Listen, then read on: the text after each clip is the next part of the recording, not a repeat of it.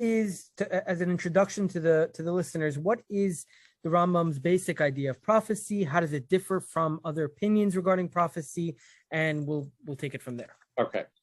He, when he looked at the human mind, made a separation between two faculties. There's reason, which deals with science, mathematics, he thought metaphysics, etc. And there's imagination.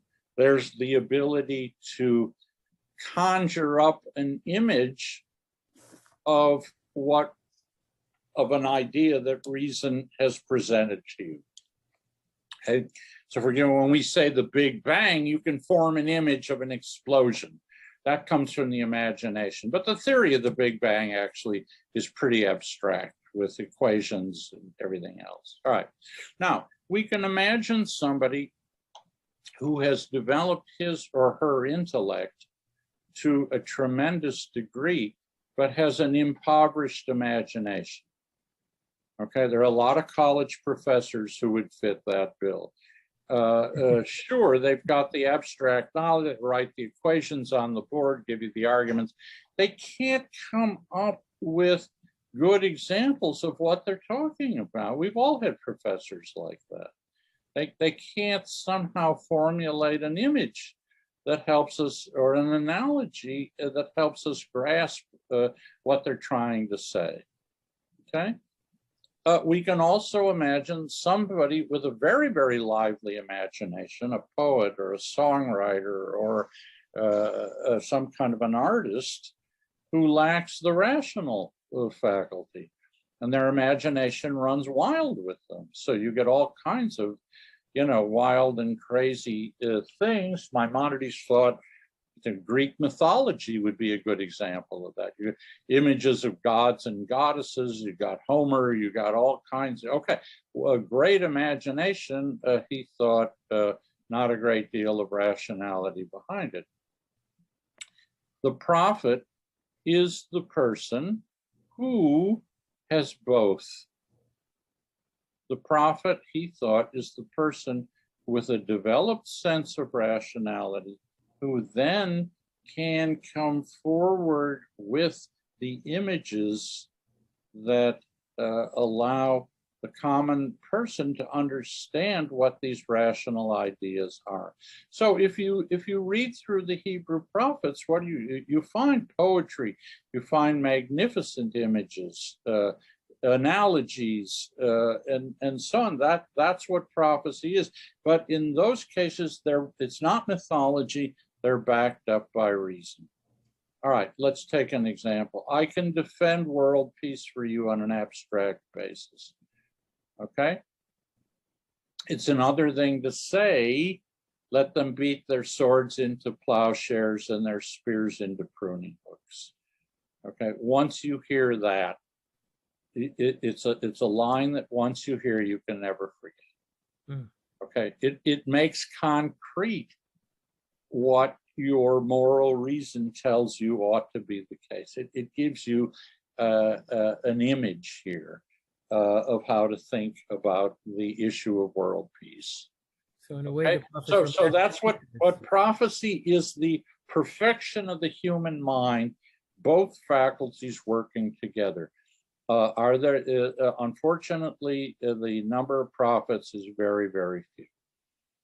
Unfortunately, because most people have either one or the other. Some people have neither one. Reason, he thought, was something you can develop by reading books and hearing lectures. The imagination, he basically thought you're either born with that or you're not. It's very hard to take a course and suddenly get a lively imagination. That's a natural talent or faculty. And look, there are people who just don't have it. So according to the Rambam, God cannot just decide to make someone a prophet? It would have to be something that is just the person organically reaches. Well, he thought that God can't just take an idiot and make that person a prophet. Now, having said that, his theory It does have some problems. So let's, again, intellectual honesty requires me to say, what was last week's Torah portion? Balaam. I mean, let's be honest about it here. Balaam, first of all, he's a hired gun. He's hired to curse the Jewish people. And second of all, as we find out, his donkey actually is smarter than he is. And yet God somehow or other in this passage speaks to him. I love the passage, mind you, but I would regard it as one part of the Torah that's comedy. It's comic relief. This guy is a fool, and yet he became a prophet. How did that happen? And Maimonides says, well, it was all a dream and so on. But it does appear that God took a nobody, a scoundrel, and gave the person prophetic awareness, which is basically what Maimonides denies. So let's say there is a passage here. If you wanted to object to him, you could say, hey, wait a minute. Or if you want another, what about Hagar? God speaks to Hagar in the book of Genesis. I don't see any evidence that she's developed her mind to a great. She's just a slave woman. It has problems, but that's his basic view. Okay, and following Maimonides' understanding of prophecy, how then would we understand the idea that there can never be a prophet as great as Moshe Rabbeinu? If prophecy involves an intellectual act, and knowledge and intellect is increasingly advancing as time goes by, what's to stop us from thinking that there will be a prophet greater than Moshe, or would reach intellectual heights that Moshe was never able to reach on contact? Access to information. Look, all right, it's a tough question. So let me try to approach this in a couple ways. First, when Maimonides lived, there wasn't yet a scientific revolution in the way we now understand them, okay? Copernicus is hundreds of years off. You don't yet change the view of the universe as radically as Copernicus did. Darwin is many years off. Newton, Einstein. He didn't think that science would have these kind of totally disruptive events. So he thought, now this is not what we think, but if you want me to be honest about it, he thought when it comes to the world that we see, science is basically completed. Now, astronomy different. Astronomy, again, he thought was a mess and always would be. But as for the earth and everything that's in it, he thought, sure, we may find a new species once in a while, or we may find a new herb that helps us cure a disease. Okay, but there wasn't going to be an earth-shattering scientific readjustment or what we would call revolution. It's just not the way he looked at human knowledge. Okay, so in fact, he thought, this is again not our view, he thought for the most part what we're doing is trying to recover knowledge that was known to Moses and the patriarchs, rather than going off into whole new directions. So he doesn't have a modern view of scientific progress. So you can understand why he might have thought this. As far as the Torah goes, he comes down very heavily in Deuteronomy. Was it Deuteronomy 30? Lo b'shamayim hi. The Torah is not in heaven. All right, well, what does it mean that Torah is not in heaven? One of the most quoted lines in the whole Torah.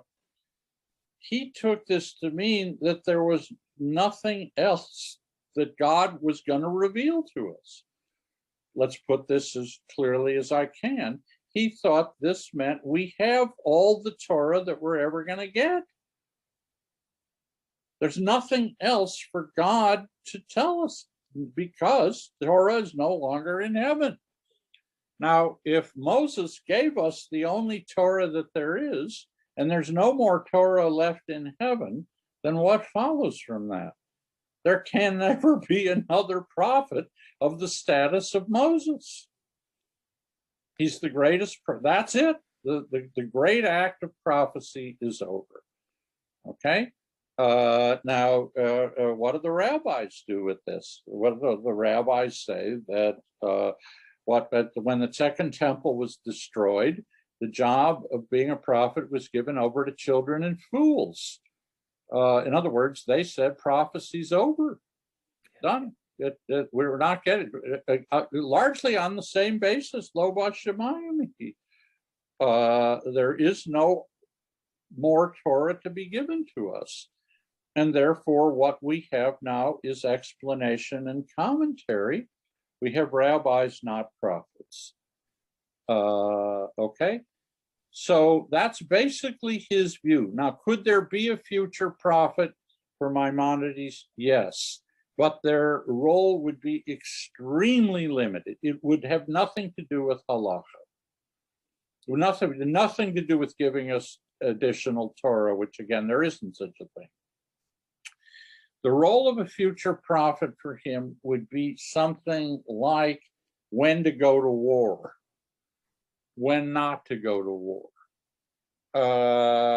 with whom to make an alliance if you're going to war, where to find a well to drill for water. Okay, that's not an issue for us, but that would have been for him. So prophecy is limited to the extent that in effect, it has no real halachic significance anymore.